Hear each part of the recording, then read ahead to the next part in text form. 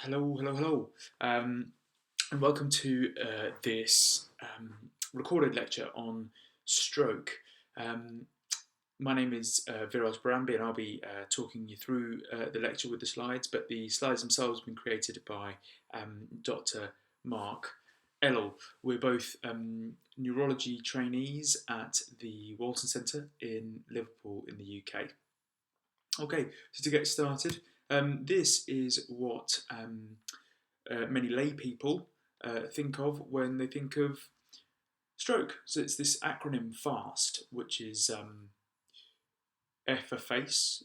Does the face look uneven? Is one side drooping? A for arms. Is there a drift of the arms? Is one arm weaker than the other? S for speech. Do they sound strange when they speak? Are they garbling their words or saying the wrong words?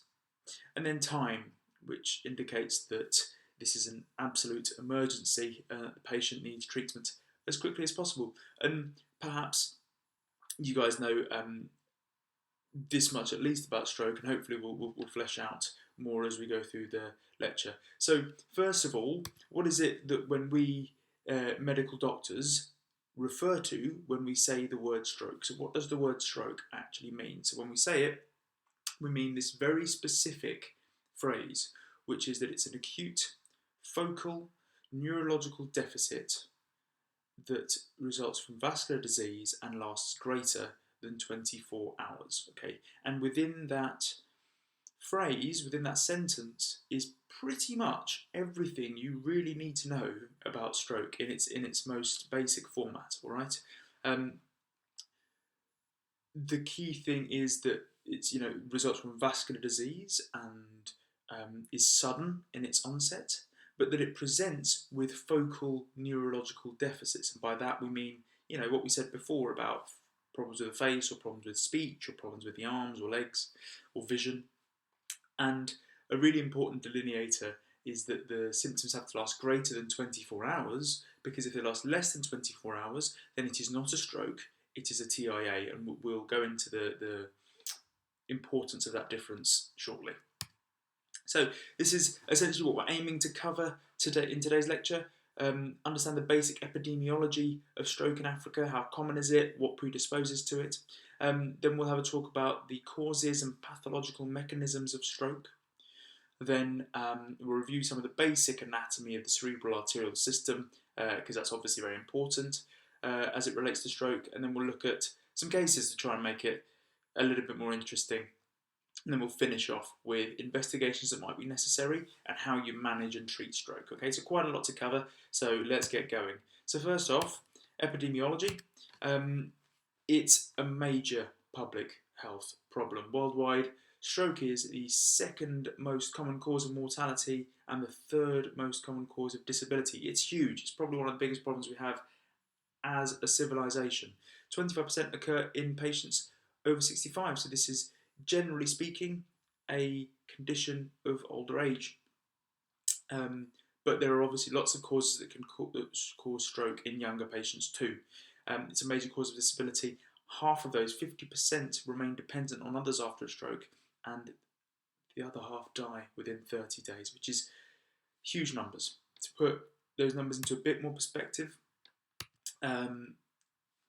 with respect to your local area, so this is a study that was done in the of stroke hospitalizations in Maputo, and here's the answers. At Maputo study over 1 year, they had 651 strokes.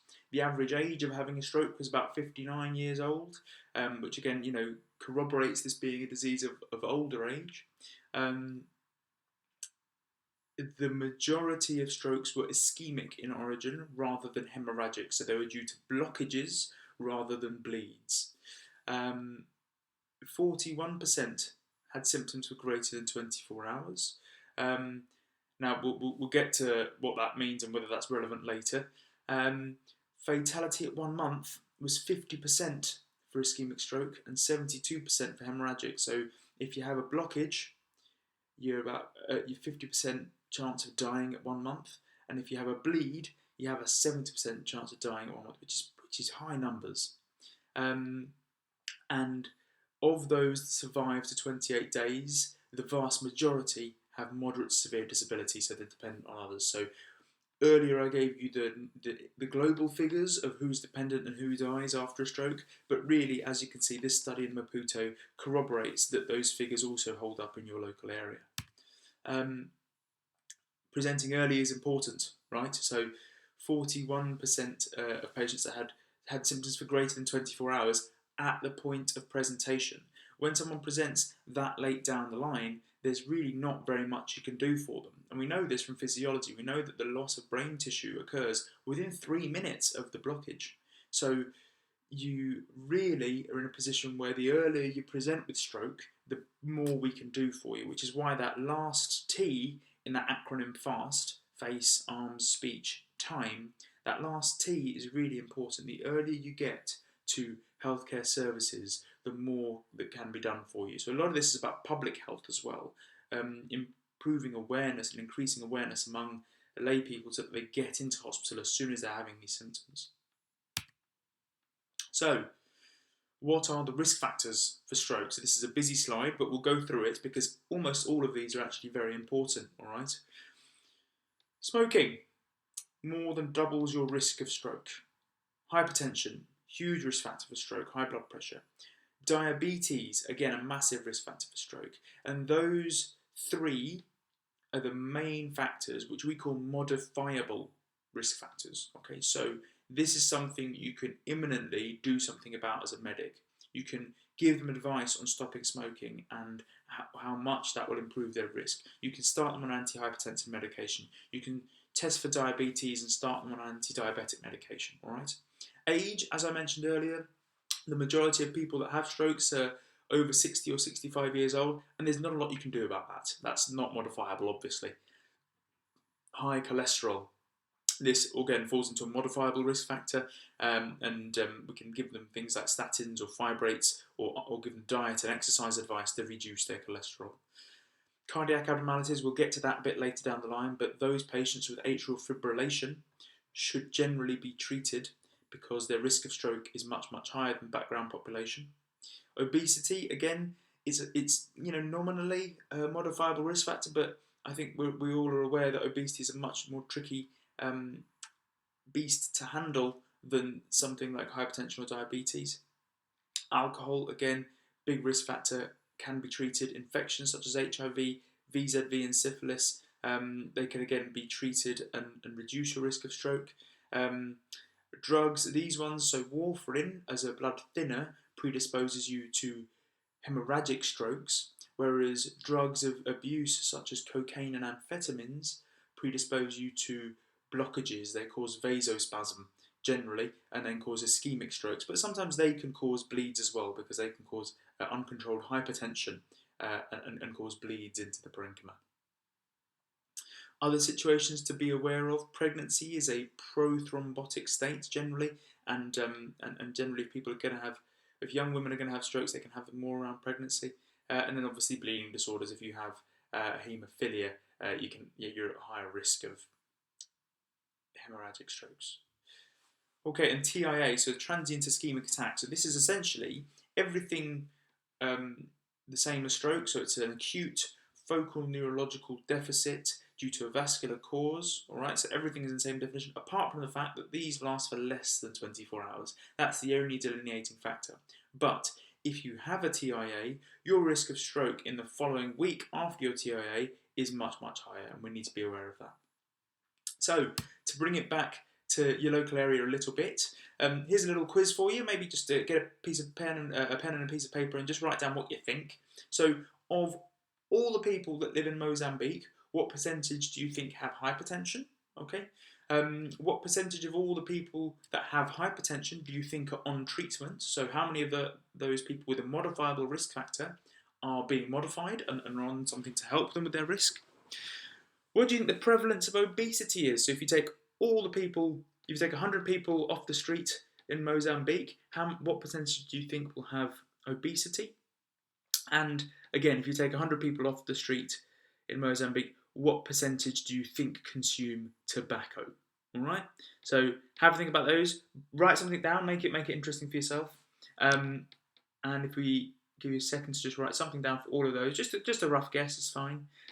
And here's the figures, okay? So a third, 1 in 3 people on the streets of Mozambique have hypertension, but only about 7% of them are on any sort of treatment. So we're talking about 90% or over 90% have a modifiable risk factor out there that is increasing the risk of stroke that we're not really addressing, all right? And in terms of prevalence of obesity, well, that's about a fifth. So 1 in 20 people are obese. And, that's, again, something we could probably do something about. And then percentage to consume tobacco, this is, again, a third. So there's a lot of people out there with lots of risk factors that predispose them to having this severely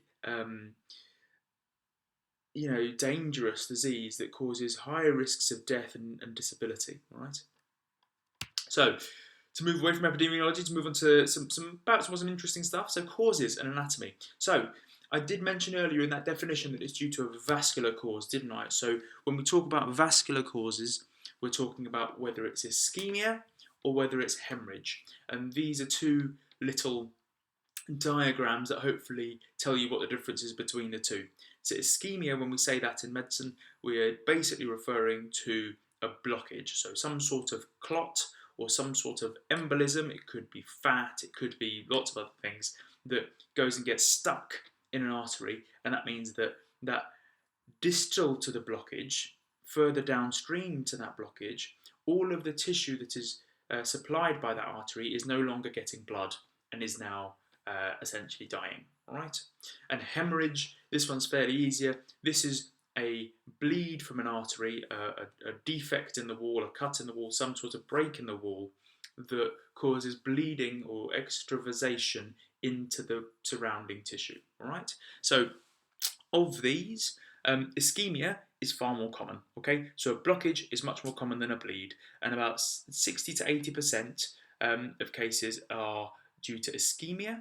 And as I said, this can be thrombosis, so that is a clot forming on top of an atheromatous plaque, and that clot forming, getting bigger and bigger and bigger and blocking off the artery. Or it can be embolism, so that is if an atheroma ruptures, a small clot forms on top of it and then flies off further downstream to block. That's an embolism, all right? Or it can be hypoperfusion, that is if you are systemically low in your blood pressure and you don't have enough blood pressure to supply blood to your brain for long enough, that can cause a similar thing. So just not enough blood going to the brain, all right?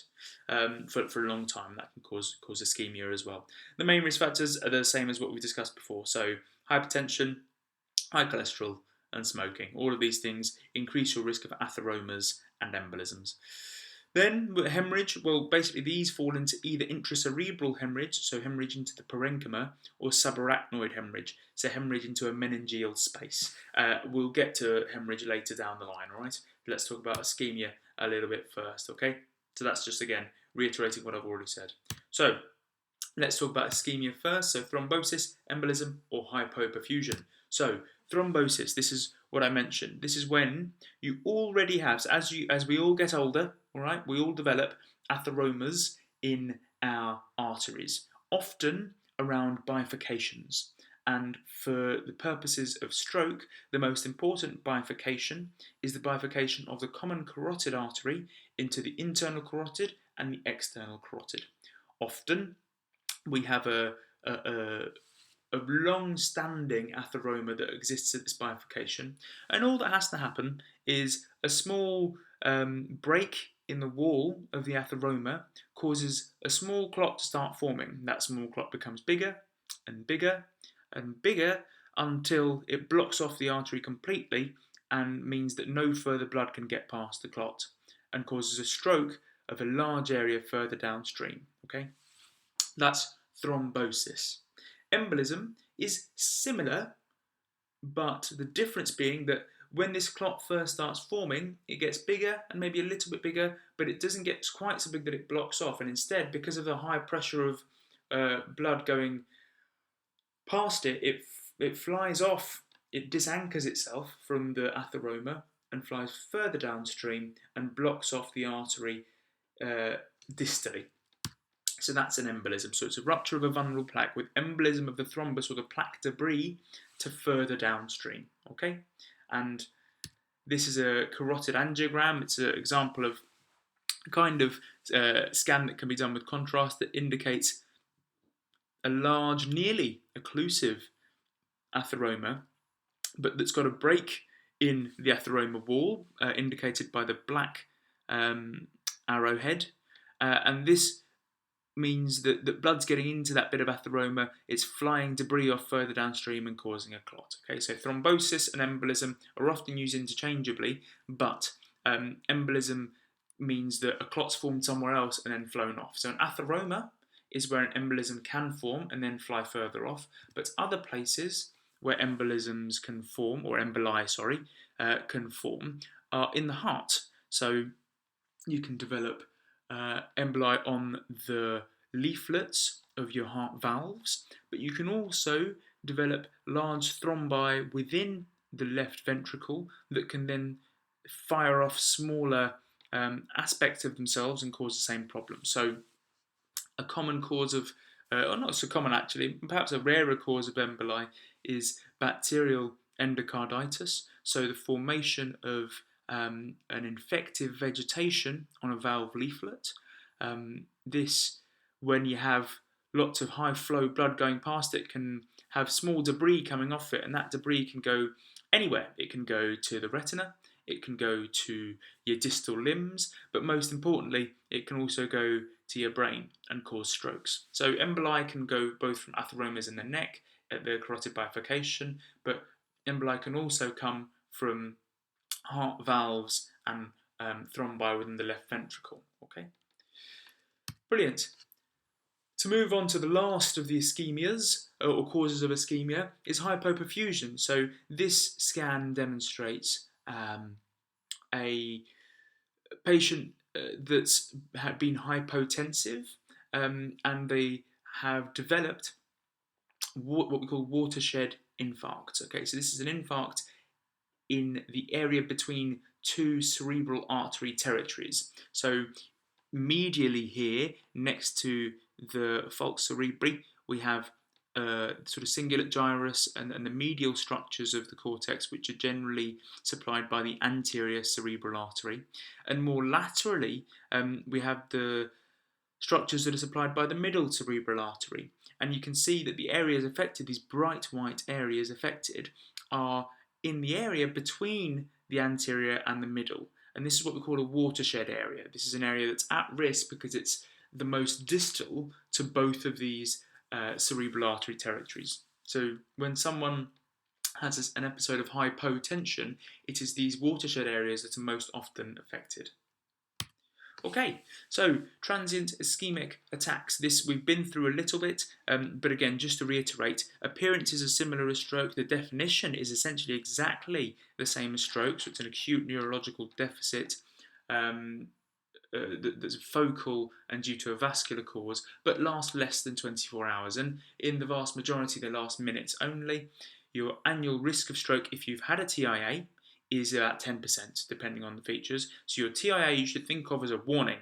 You got off lightly, but we need to use that warning and act. We need to reduce their modifiable risk factors. We need to reduce their hypertension, their smoking. If we can, we need to reduce their weight if they're obese. We need to correct their cholesterol and correct their diabetes. All right. Great. So that's ischemia. It's a whistle-stop tour. We'll move on to hemorrhage. Okay. So hemorrhhage really we delineate into intraparenchymal hemorrhage, okay, or subarachnoid hemorrhage. Now, intraparenchymal hemorrhage is generally less dramatic in their onset, but they are more likely to present with focal neurology, whereas a subarachnoid hemorrhage is very abrupt. They often present with a thunderclap headache, so a headache that reaches its maximal pain within 1 minute. So they're pain-free, and then all of a sudden they have the worst headache they've ever had in 1 minute. But the duration is much longer than that. So the onset is quick, but the duration is long, greater than 5 minutes. So these hemorrhages often present with headaches, vomiting, and a drop in their consciousness, GCS. Okay, whereas ischemic strokes don't tend to present with a drop in GCS. They do not have headaches, and they do not generally present with vomiting. Okay? So, intraparenchymal hemorrhages, this is what they look like. They look very much like a bleed into the brain tissue itself with this surrounding hypodensity. So they're a central hyperdensity with a surrounding hypodensity. All right. Causes, well, it's what you might expect. High blood pressure, trauma, bleeding diathesis, so that's a way of saying you have some sort of haemophilia, or you're on warfarin for some reason. Basically, you're less coagulable than usual.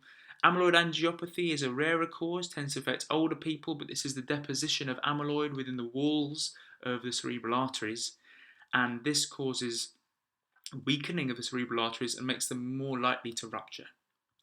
Illicit drug use, as I mentioned earlier, amphetamines and cocaine, they can cause vasospasm that causes ischemia, and they can also cause particularly high blood pressure, which can cause bleeding.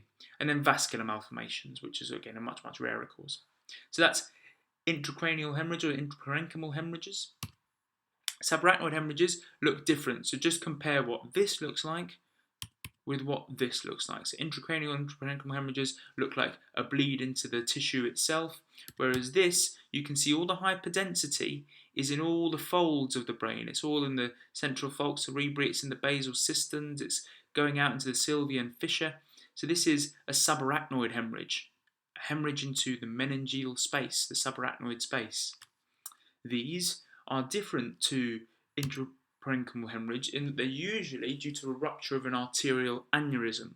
So these are usually due to an aneurysmal dilatation around the circle of Willis, and these eventually getting bigger and bigger until they bleed. They can also, of course, be due to trauma, amyloid angiopathy, vascular malformations, bleeding diathesis, all the things that cause intraparenchymal hemorrhages.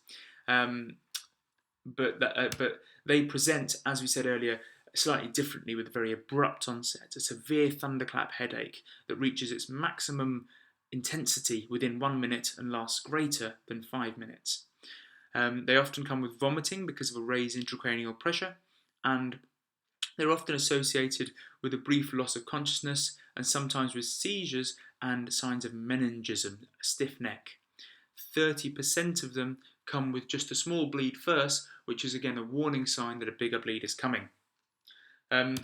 Just to remind you, I've said quite a few words during the course of this lecture that maybe we can just touch on now. So this is the image on the left is your circle of Willis. The yellow area denotes the circle of Willis. The circle of Willis is supplied by 4 arteries. So the bilateral internal carotid arteries, 3 arteries, my apologies. It's supplied by a basilar artery and 2 internal carotid arteries, and then it gives off 6 arteries. So 2 anterior communicating, 2 middle cerebral arteries, and 2 posterior cerebral arteries. This structure at the back here, this large vessel posteriorly, is the basilar artery. That gives off lots of vessels to the brainstem and the cerebellum, and we'll get to those a bit later.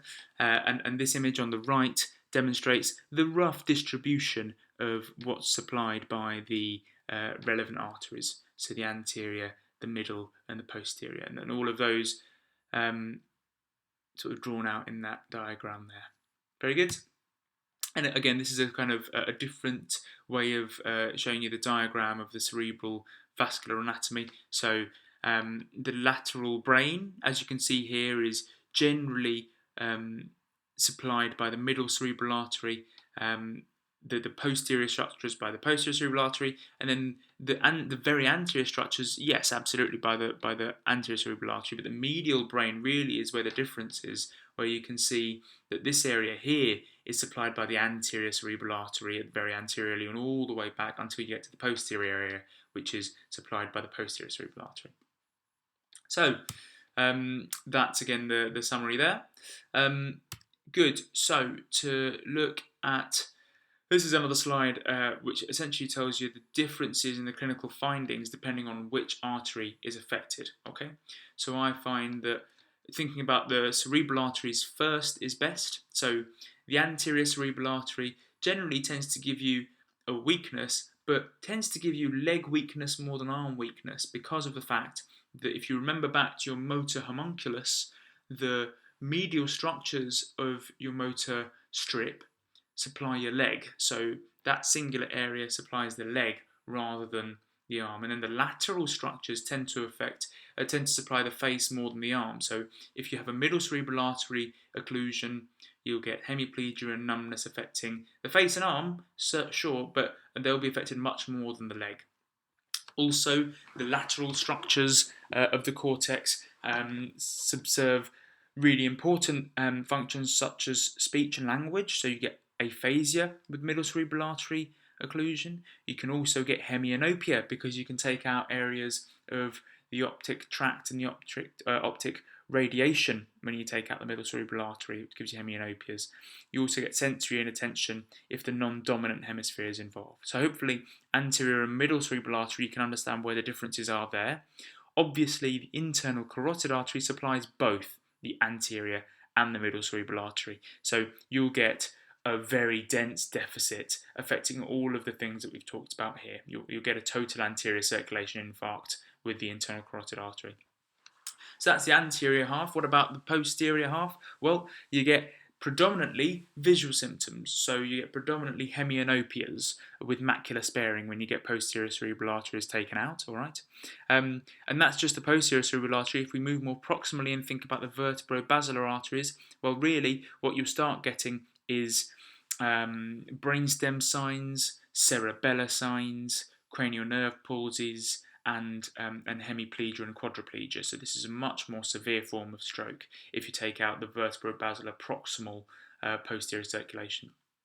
And this one I haven't talked about yet, the lacunar strokes. When we talk about that, what we're referring to is the small perforating arteries that come off the middle cerebral artery and supply the very deep structures of the brain, so structures such as the internal capsule and the basal ganglia, mainly the sort of either the anterior limb or the posterior limb of the internal capsule, and these tend to cause either pure hemiplegia or pure hemisensory syndromes depending on which artery is taken out. All right, and they're quite common as well. Generally, they're affected by hypertension. Okay, so the next slide is just indicating some scans and showing you what areas can be affected. So you can see in the top left here, if you take out your internal carotid artery, you can take out this whole big chunk that's supplied by both the anterior and middle cerebral arteries. This second image on the top here shows you what happens if you take out the middle cerebral artery, you take out the large chunk of the lateral portion of the brain. The anterior cerebral artery takes out this strip that moves medially down the middle of the brain. The posterior cerebral artery takes out the posterior structures, obviously. Very good. So, and these are some examples of what bleeds look like. As you can see, much more striking hyper intensities on CT. So, I think that's quite enough of causes and anatomy. Should we move on to some cases to see if we can try and put some of that anatomy into practice? So, an 86-year-old woman presents with right-sided hemiparesis with speech production impairment. So I'll give you a couple of seconds to have a guess as to which distribution or which artery you think has been affected in this particular patient.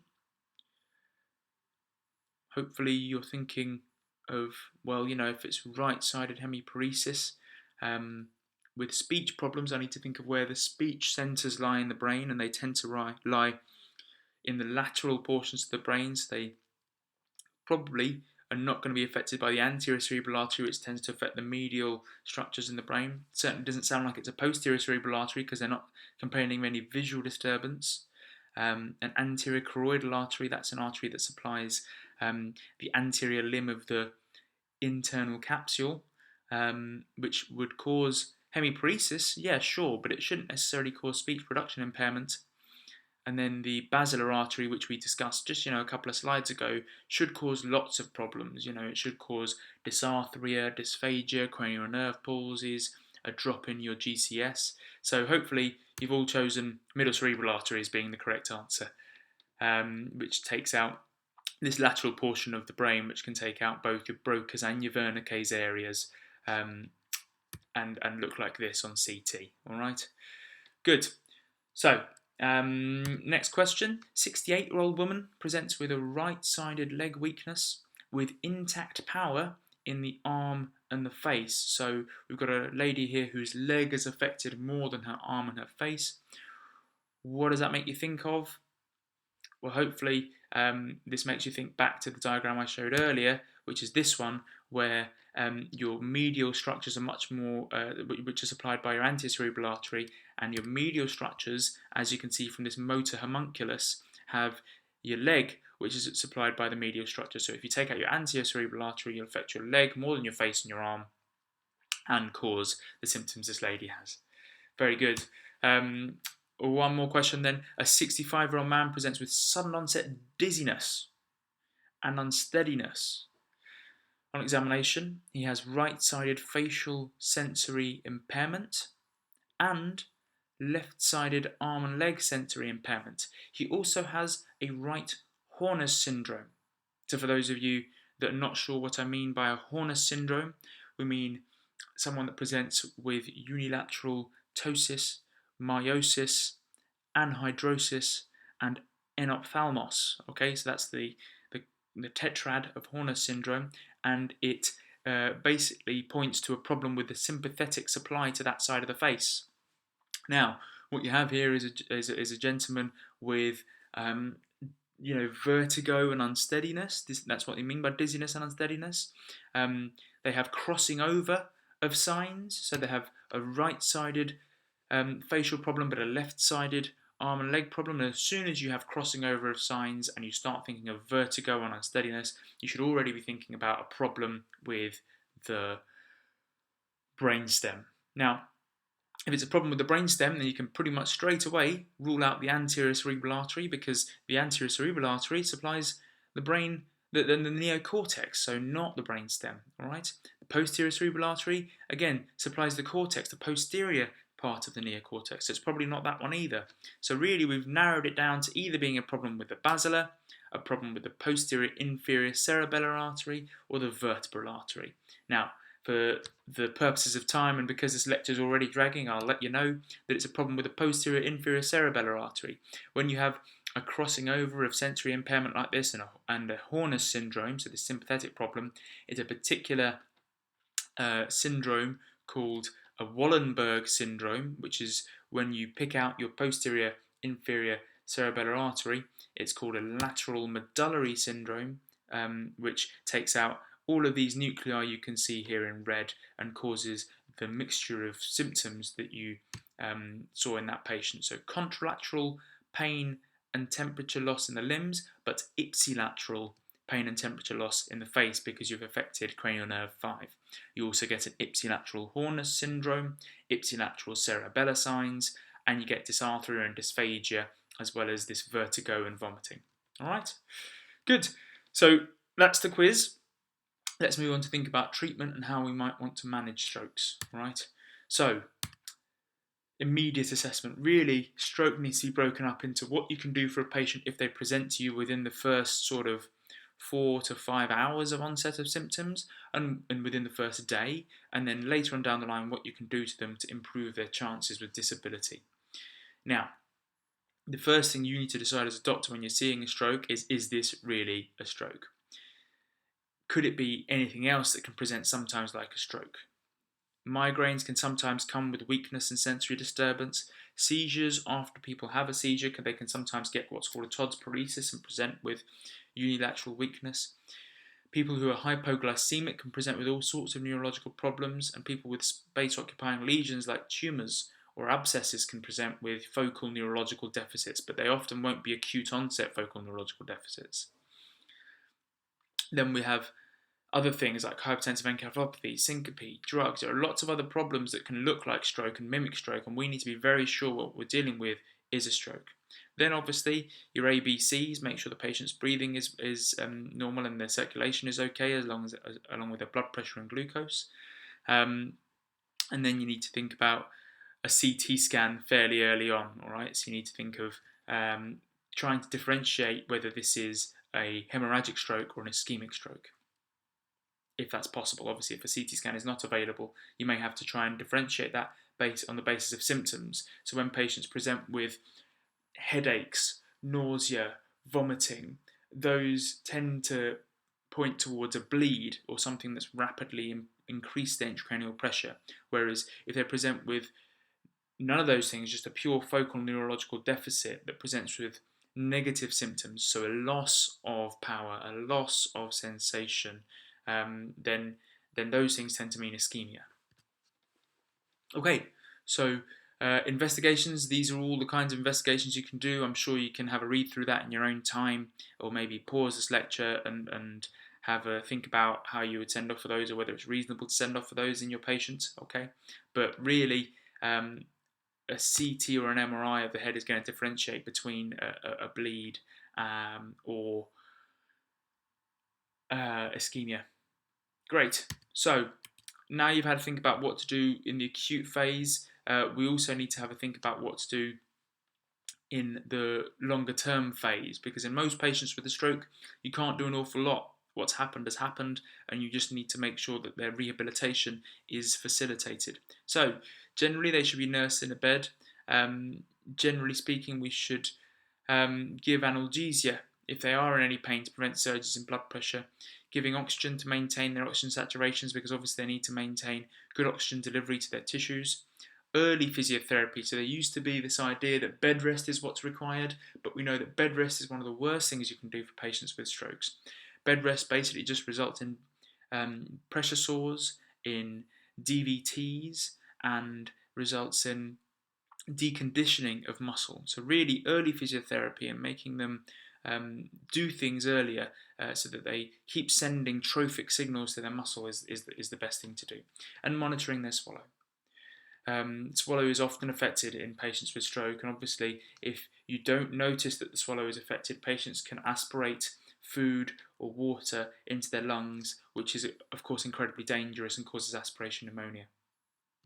Okay, so treatment, yes, of course, basic nursing, but from a medical point of view, we need to think about whether antiplatelets are important, whether thrombolysis is possible, and whether anticoagulation is necessary.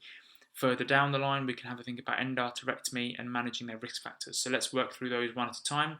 What do we mean when we say thrombolysis? So thrombolysis is the delivery of a medication, usually a fibrinolytic medication that you give intravenously.